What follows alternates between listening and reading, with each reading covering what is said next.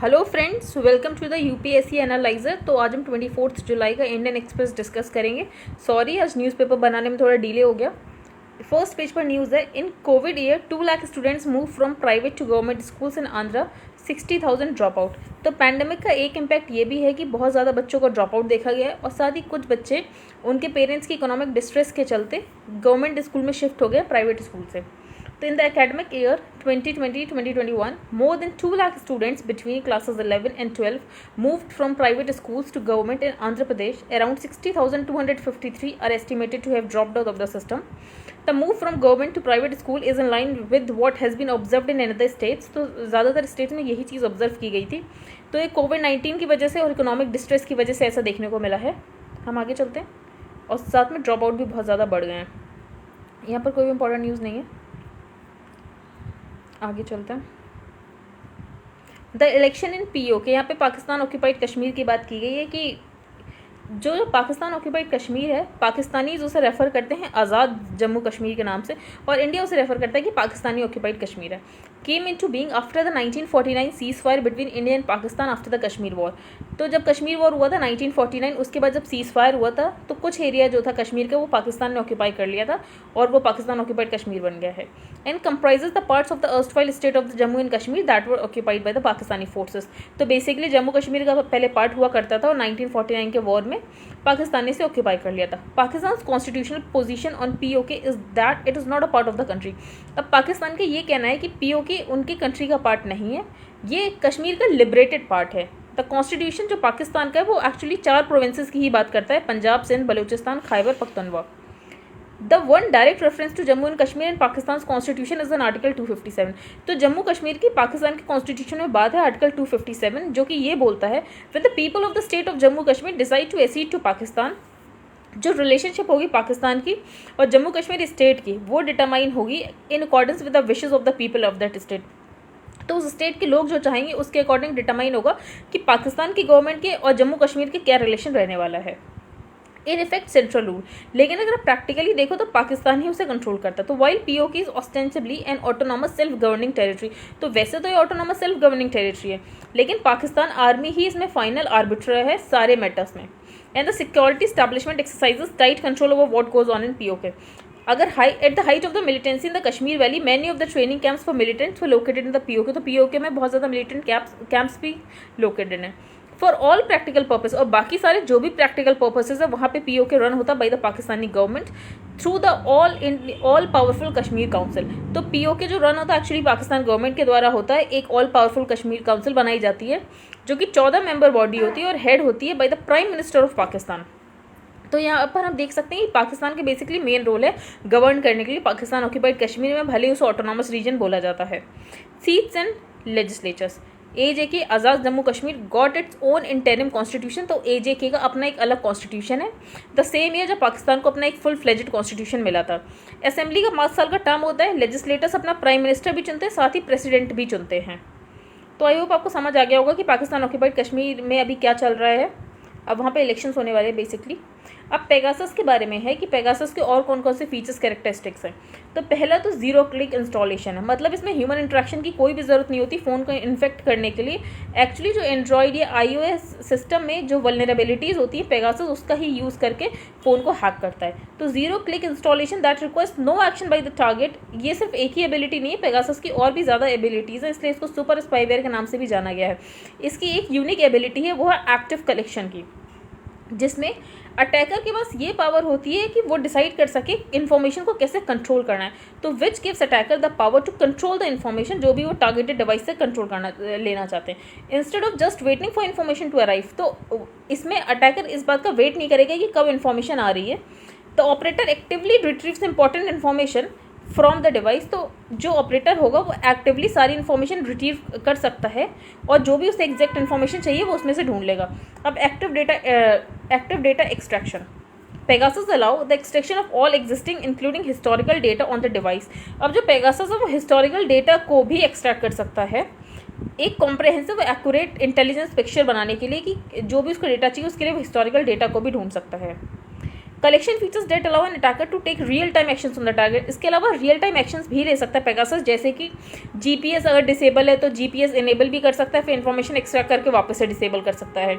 Environmental sound recording, इसके अलावा photo भी ले सकता है। तो both front and rear cameras can be used after Pegasus और certain that the phone is an idle mode. तो फोटो टेकिंग मतलब कुछ फीचर्स ऐसे हैं जो ये रियल टाइम में कर सकता है। इनविजिबल ट्रांसमिशन, इसका ट्रांसमिशन पता नहीं चलता है क्योंकि जब इनक्रिप्ट किया जाता है डेटा भेजते समय extra care is taken to ensure that Pegasus uses minimum data battery and memory. कि अगर डेटा जब ट्रांसफर हो रहा है इनक्रिप्टेड फॉर्म में तब भी कोशिश की जाती है कम से कम डेटा स्टोरेज ले, ताकि जो टारगेट हो वो सस्पिशियस ना हो कि उनका फ़ोन हैक हो गया है। डेटा ट्रांसमिशन स्टॉप्स ऑटोमेटिकली, जैसे ही बैटरी लेवल लो होता है तो अपने आप ही डेटा ट्रांसमिशन रुक जाता है, या फिर टारगेट आसपास होता है तो अपने आप डेटा ट्रांसमिशन रुक जाता है। तो when transmission is not possible Pegasus stores the collected data in a hidden and encrypted buffer. तो जब ट्रांसमिशन पॉसिबल नहीं होता है तो उस समय पेगासस क्या करता है, जो इन्फॉर्मेशन होती है उसे बफर में स्टोर कर लेता है, ताकि जब वापस से सर्कमस्टांसेस ऐसे हों कि डेटा ट्रांसफर किया जा सके तभी तुरंत ट्रांसफर कर ले। तो under rare circumstances when no transmission is possible safe channels के थ्रू, तो अटैकर अर्जेंट डेटा कलेक्ट कर लेता है टेक्स्ट मैसेजेस के द्वारा। अब यहाँ पर नेक्स्ट चीज़ क्या है, अब ये जो भी कम्युनिकेशन होती है पेगासस और सेंट्रल सर्वर्स में, तो वो पेगासस एनोमनाइजिंग ट्रांसमिशन नेटवर्क के द्वारा होती है, तो PATN, which makes tracing back to the origin non feasible. तो अब इस PATN की वजह से क्या होता है कि कभी भी ओरिजिन को ट्रेस ही नहीं किया जा सकता है। इसके अलावा पेगासस में एक सेल्फ डिस्ट्रक्ट फंक्शन है। तो Pegasus comes complete with an efficient self destruct mechanism. इसका मतलब ये है कि अगर फ़ोन हैक भी किया है तो लास्ट तक ही अपने ट्रेसेस सारे मिटा देगा। तो अगर कभी फ़ोन को चेक भी किया गया कि ये फ़ोन कभी हैक हुआ था तो कभी पता नहीं चलेगा, क्योंकि ये अपने आप ही डिस्ट्रक्ट कर देता है। तो we understand that it is more important that the source will not be exposed and the target will suspect nothing. तो एनी रिस्क ऑफ एक्सपोजर जैसे ही होगा तो ऑटोमेटिकली एक्टिवेट हो जाता है पेगासस में एक सेल्फ डिस्ट्रक्ट मैकेनिज्म। तो बस आई होप आपको समझ आ गए होंगे इसके कौन से फीचर्स हैं। ये पहला टोक्यो ओलंपिक्स पे, तो ये आर्टिकल हम डिस्कस नहीं करेंगे, दैनिक रेड भी नहीं डिस्कस करेंगे, हम ये डिस्कस करेंगे चैलेंजिंग चाइना। तो चाइना को कैसे चैलेंज इंडिया के द्वारा किया जा सकता है। तो can India afford a million man army. अभी जैसे हमारी आर्मी है वो बहुत ज़्यादा पर्सनल है आर्मी में। तो apart from being a question to be answered by strategist, this question is an emotive one. This is because as every Indian will ever the most respected जो नेशनल इंस्टीट्यूशन है वो Indian army ही है। This question, however, arose during the Galwan episode largely because the Chinese PLA, which constantly appears on our borders in overwhelming number. अब जो PLA जो Chinese की people liberation army है, Galwan valley में जो भी हुआ क्लैश चल रहा था, स्टैंड ऑफ चल रहा था, तो अगर चाइनीज़ की PLA में देखें तो वहाँ पर एक्चुअली जो पर्सनल का नंबर है वो सिर्फ 9,75,000 है। अगर इंडिया से कंपेयर करें तो इंडिया में कितना है, तो इंडिया में उससे बहुत ज़्यादा है। China is an aspiring world power that spends $252 billion on its defense budget. और इंडिया कितना स्पेंड करता है, तो इंडिया करता है $72.9 billion। Both countries limit their budget to around 2% of the GDP। तो दोनों कंट्रीज डिफेंस में अपना लगभग 2% GDP का खर्च करते हैं। लेकिन जो चाइना का GDP बढ़ा है तो उनका 2% भी बढ़ा होगा। तो they have downsize their army and built a navy. तो यहाँ पर जो चाइना है वो आर्मी में तो अपने पर्सनल कम यूज़ करता है, लेकिन नेवी को वो स्ट्रॉन्ग बनाने की कोशिश कर रहा है। यहाँ तक कि इतनी ज़्यादा स्ट्रॉन्ग बनाने की कोशिश कर रहा है कि US नेवी से भी ज़्यादा स्ट्रॉन्ग उसकी नेवी हो। तो they are invulnerable on land and their only strategic weakness is their reliance on the Indian ocean SLOCs। अब उनकी सिर्फ एक ही वीकनेस है, वो ये है कि वो Indian ocean sea lines of communication पे आज तक रिलाई करते हैं। तो the only guarantee of Chinese, अब जब वो यहाँ पर रिलाई करते हैं Indian ocean sea lines of communication, तो इंडिया इसको यूज़ कर सकता है। वो कैसे यूज़ कर सकता है, तो ओनली गारंटी ये होगी जो चाइनीज़ वो नॉन एग्रेशन को फॉलो करेगा और गुड बिहेवियर को फॉलो करेगा। तो जो ऑयल टैंकर्स उनके जाते हैं इंडियन ओशियन के थ्रू, अगर उसको थ्रेट होगी तो फिर वो डर के मारे नॉन एग्रेशन पॉलिसी इंडिया की तरफ रखेगा। तो the first step is to accept that we are an asymmetric power. तो पहली चीज़ हमें ये एक्सेप्ट करने की जरूरत है कि चाइना हमसे बहुत बड़ा, चाइना की इकॉनमी बहुत बड़ी, तो हम एक एसिमेट्रिक पावर हैं एंड लेवरेज द आर्मी। इसके अलावा जो हम मिलिट्री में बहुत ज़्यादा लेवरेज देते हैं एज कम्पेयर टू हमने अपनी नेवी उतनी अच्छे से बिल्ड नहीं कर रखी है। तो we start with dividing the Indo Pacific including the south. अब सबसे पहले ऑथर ने बोला जो इंडो पैसिफिक को डिवाइड करने की जरूरत है। फिर जो क्वाड कंट्रीज है वो आपस में रिस्पॉन्सिबिलिटी बांट ले, सर्च रिस्पॉन्सिबिलिटी, और सारे नेशन एक कॉमन रिपोर्टिंग कम्युनिकेशन नेट रखे, या तो वो पोर्ट ब्लेयर में बना लिया जाए या तो वो विशाखापट्टनम में बना लिया जाए। On being requested by India, quad maritime search aircraft gain information dominance over the Indo Pacific on all plan, मतलब peoples liberation army navy. Movement taking place aimed at transiting the Malacca strait. तो Malacca strait में कुछ भी transit होगा वो सब पता चलेगा। The Indian navy apprehends all China bound tankers and keep them in a quarantine anchorage of the Nicobars. इसके अलावा जो चाइना बाउंड टैंकर्स है उनको इंडियन नेवी एप्रीहेंड के उस पर रख सकती है और साथ ही क्वारंटीन में भी रखवा सकती है with a diplomatic declaration that India reserves the right to choose the time. और इंडिया ये बात डिसाइड करेगी कि कौन सा टाइम चूज करना है, कब रिटेलिएशन करना, और क्वाड को उसके अकॉर्डिंग अलर्ट कर दे। अब ऑथर ने बोला है सबसे दिक्कत हमारी एसिमेट्री की। तो all this makes an elegant strategic solution, और इसके लिए ज़रूरत है, अब जो चाइना है वहाँ पे तो अनफेवरेबल जियोग्राफी है of the synonym Indian border में, हिमालयस की टेरेन इतना डिफिकल्ट है कि वहाँ पे फाइट करना या चाइना को रोकना बहुत डिफिकल्ट हो जाता है। तो as the years pass man power is going to get increasingly expensive. अब जैसे जैसे टाइम बढ़ रहा है तो मैन पावर महंगी होती जा रही है, and as it is our strategic options are constraint. जो आर्मी है उसे एक्चुअली डिफेंस बजट का पूरा 61% मिलता है, और सैडली इस जो 61% में से जो 81% आता है वो आर्मी पर्सनल की सैलरी और मेंटेनेंस में चला जाता है। तो यहाँ पर हम देख रहे हैं डिफेंस का 61% आर्मी में चला जा रहा है, और उसमें से भी 81% मैन पावर और मेंटेनेंस में चला जा रहा है। तो ऑथर ने बोला यहाँ पे हमें मैन पावर को कम करने की जरूरत है। तो we can achieve better conventional deterrence against China by giving bigger roles to the navy. तो ऑथर ने बोला कि हम चाइना को डेटर कर सकते हैं कैसे, हम ज़्यादा रोल दें नेवी और एयरफोर्स को, और आर्मी में लगभग 2 लाख आदमियों को कम कर दे ओवर 5 ईयर्स, या तो रिटायरमेंट कर दो या तो उनका रिक्रूटमेंट कम कर दो, कुछ भी कर दो। The reduction in man power will save approximately ₹30,000 crore. तो अगर 2 लाख लोगों को कम किया जाएगा तो अपने आप ही 30,000 करोड़ रुपए बच जाएंगे, और जिनको डिवाइड किया जा सकता है between the 3 services, air force, navy और आर्मी में। The army can replace its vintage T-72 tanks और acquire 3 squadron of gunships। इसके अलावा आर्मी क्या कर सकती है, अपने विंटेज T-72 टैंक्स को वापस से हटा सकती है, और इसके बाद 3 स्क्वाड्रंस ले सकती है गनशिप्स के। The navy can easily acquire it's cherish 3rd aircraft carrier. इसके अलावा जो नेवी को 3rd एयरक्राफ्ट कैरियर चाहिए नेवी वो भी खरीद सकती है। The Chinese are about to extend their geographical advantage by building a new high speed rail from Chengdu running close by and parallel to the Arunachal border up to Lhasa. अब क्या कर रहे हैं यहाँ पे चाइना अरुणाचल प्रदेश के जस्ट पास में एक हाई स्पीड रेलवे बना रहे हैं चेंगडू से लेकर लहासा तक। China can't be countered by throwing expensive man power. तो चाइना को सिर्फ हम अपना आर्मी पर्सनल बढ़ा के काउंटर नहीं कर सकते, हमें ज़रूरत है अपना बैटल स्पेस को, जहाँ पे हमें फ़ायदा हम उस तरफ मूव करें। हमें नेवी में फ़ायदा तो हम एक यूनाइटेड नेवी बनाने की कोशिश करें, हम एयरफोर्स बनाने की कोशिश करें। While a technically advanced army holds the Himalayan border. तो हिमालयन बॉर्डर में तो हमने अपनी आर्मी को वहाँ पे लगा ही रखा है, लेकिन ज़रूरत है कि हम अपनी नेवी और एयरफोर्स का अच्छे से यूज़ करें। अब हम आगे चलते हैं। ये आर्टिकल हम नहीं पढ़ेंगे कि कोविड डेथ काउंट कैसा है, फिर यहाँ पर ये जो आर्टिकल है येडियुरप्पा के ऊपर है कि वो कैसी पॉलिटिक्स खेलते थे। पहले उन्होंने कास्ट पॉलिटिक्स खेली, उनकी पॉलिटिक्स ज़्यादा हिंदुत्व से रिलेटेड नहीं है। हम आगे चलते हैं। Holes in the safety net. तो ये बात की गई मनरेगा की। The Mahatma Gandhi National Rural Employment Guarantee Act was a pivotal shock absorber during the first wave of the pandemic। तो पैंडमिक में जब माइग्रेंट्स घर वापस गए तो जो मनरेगा में उन्हें वेजेस मिले तो उसकी वजह से थोड़ी बहुत इकॉनमी चली। तो its functioning hinges on sufficient budget allocation, reliable payment system and ease of access to wages. तो इसमें 3 चीज़ें सबसे ज़्यादा ज़रूरी मनरेगा में। सबसे पहले अच्छा खासा बजट एलोकेशन होना चाहिए इसके लिए। दूसरा, पेमेंट सिस्टम रिलायबल होना चाहिए कि टाइम पे वेजेस मिल सके, और ease of access to wages की ज़्यादा मेहनत ना करनी पड़े वेजेस को एक्सेस करने के लिए। However government of India not only reduce the MNREGA budget this year. इस बार गवर्नमेंट ऑफ इंडिया ने क्या किया है, मनरेगा का में बजट एलोकेशन कम कर दिया है। इसके अलावा जो रिलीफ मेजर्स मिलने चाहिए थे सेकंड वेव में वो भी नहीं मिले हैं। तो MNREGA among other social security programmes एक पावरफुल सेफ्टी नेट है पुअर के लिए। और डिले इन पेमेंट अब ऐसी प्रिकैरियस सिचुएशन में जहाँ पे कोविड-19 है तो ये अच्छी बात नहीं है। एक्ट के अंदर ये लिखा है कि वर्कर्स को वेजेस मिल जाने चाहिए with in 15 days of completion of work. 15 दिनों के अंदर अंदर वेजेस मिल जाने चाहिए। अगर ऐसा नहीं मिला तो वर्कर को कुछ कॉम्पनसेशन भी दिया जाएगा। अब मनरेगा का जो पेमेंट प्रोसेस है उसमें 2 स्टेजेस है। पहला FTO मतलब फंड ट्रांसफर ऑर्डर।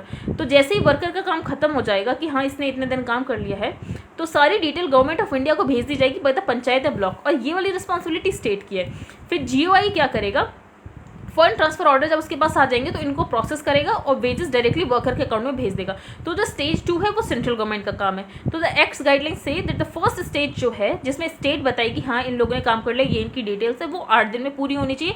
और जो सेकंड स्टेज है जिसमें सेंट्रल गवर्नमेंट वेजेस भेजेगी वर्कर के अकाउंट में, वो लगभग हो जाना चाहिए 7 दिनों में। लेकिन ऑफिशियल डेटा के according only 26% of the transaction जो फर्स्ट क्वार्टर में फाइनेंशियल ईयर की थी वो इस स्टिपुलेटेड टाइम में हुई है 7 दिन के पीरियड में। और मार्च 2 में GOI ने एक नया सर्कुलर जारी किया जिसमें ये बोला कि पेमेंट सिस्टम को चेंज कर दो और पेमेंट्स को सेपरेटली इस तरह डालो कि ये SC में इतने लोगों में गए, ST में इतने लोगों में गए, अदर्स में इतने लोगों में गए। तो एक्चुअली कास्ट बेस्ड डिवाइड करने को बोला गया था वर्कर्स को जब भी पेमेंट दिए जाएंगे। The GOI took 26 days on average to process the transaction in the second stage. तो जो बोला गया कि 7 दिन लगने चाहिए, एक्चुअली वो 26 दिन लगते हैं. तो we do not find any evident difference in the time taking. तो अब ये नहीं पता कि SC ST अदर्स में अलग अलग टाइम लगता है, एक्चुअली सब में ही 26 दिन लगते हैं.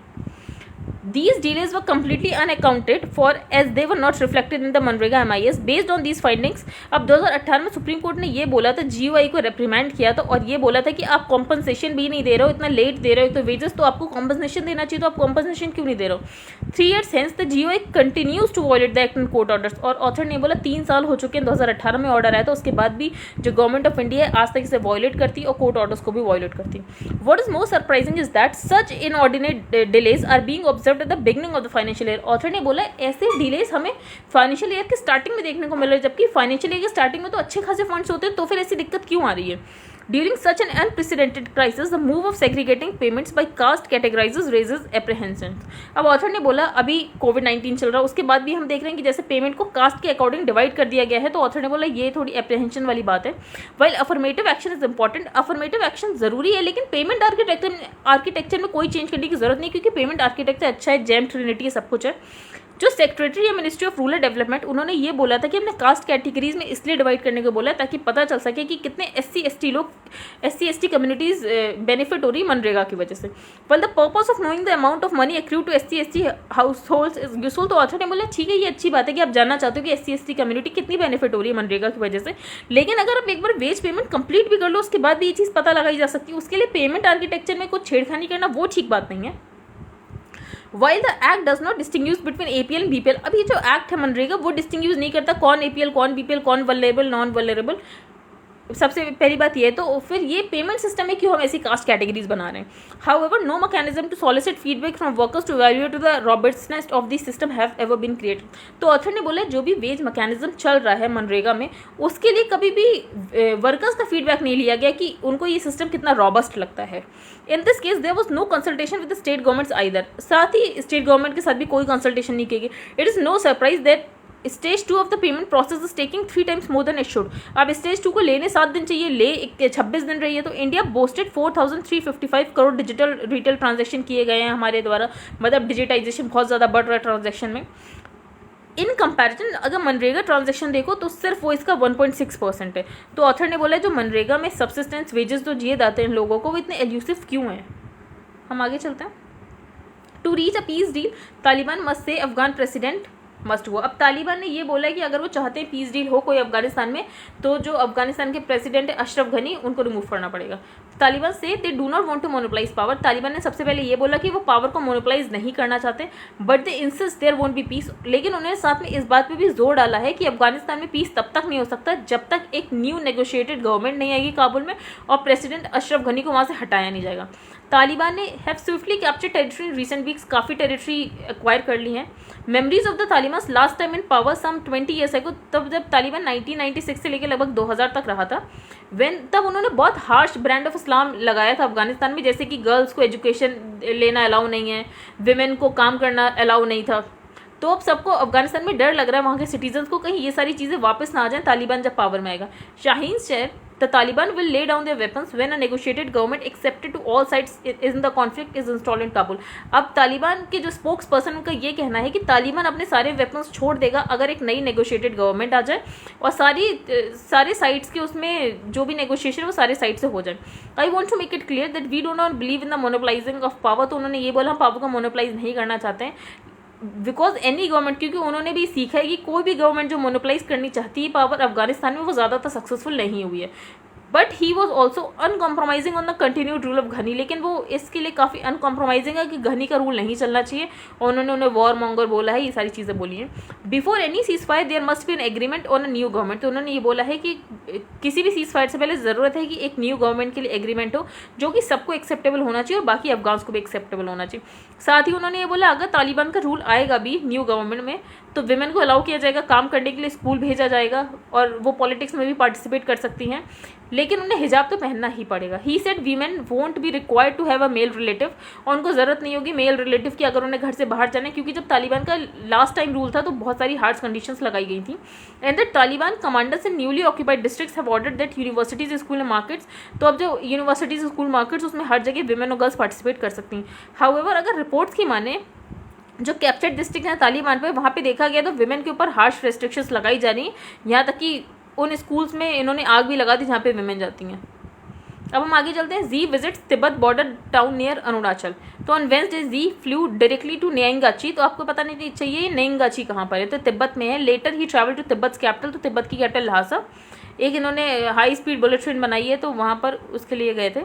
तो नाइंगची, जिसको स्विट्जरलैंड ऑफ तिब्बत भी बोलते हैं, ये एक्चुअली अरुणाचल प्रदेश के बॉर्डर के पास में पड़ता है। तो चाइना ये बोलता है जो अरुणाचल प्रदेश है वो साउथ तिब्बत का पार्ट है। इंडिया इस बात को रिजेक्ट करता है। Xi's visit to Tibet took place amidst the current India China, अब यहाँ पर ये अरुणाचल प्रदेश के आसपास घूम रहे हैं और यहाँ पे इंडिया चाइना में मिलिट्री टेंशंस चल रही हैं, तो हो सकता है इनका कोई ये पॉलिटिकल मूव हो। आगे चलते हैं। यहाँ पर ये अकामाई क्या है, और बस इतना आपको पता होना चाहिए अकामाई क्या है। तो Akamai global content delivery network है और क्लाउड सर्विसेज प्लेटफॉर्म प्रोवाइड कराता है। अब एज डीएनएस क्या होता है, तो एज डीएनएस एक टेक्नोलॉजी है जो कि डीएनएस के लिए एक शॉर्टर रूट प्रोवाइड कराती है, कि कंपनी सर्वर और यूजर्स के बीच में एक शॉर्टर रूट होगा जिससे लेटेंसी कम होगी और रिजोल्यूशन टाइम ड्रास्टिकली डिक्रीज हो जाएगा। आगे चलते हैं। Labour survey shows job scenario improve in 2019-20, तो अगर थर्ड एनुअल रिपोर्ट देखें पीरियोडिक लेबर फोर्स सर्वे की जो कि एनएसओ निकालता है, तो जो अनएम्प्लॉयमेंट रेट है वो फेल हुआ एक्चुअली 4.8% पे है। उससे पहले वो 2018-19 में 5.8 था और 2017-18 में 6.1% था। तो एक्चुअली ये बोलना पिछले 3 साल से लगातार काम हो रहा है। जो अनएम्प्लॉयमेंट रेट है उसको बोलते हैं as a percentage of persons unemployed among the persons in the labour force, तो कितने लोग अनएम्प्लॉयड है अपॉन जो भी लेबर फोर्स है, मतलब वर्किंग एज में जो लोग हैं। आई होप आपको आज के न्यूज़ पेपर समझ आएगा। If you like the video then please like share and subscribe. Thank you and have a nice day.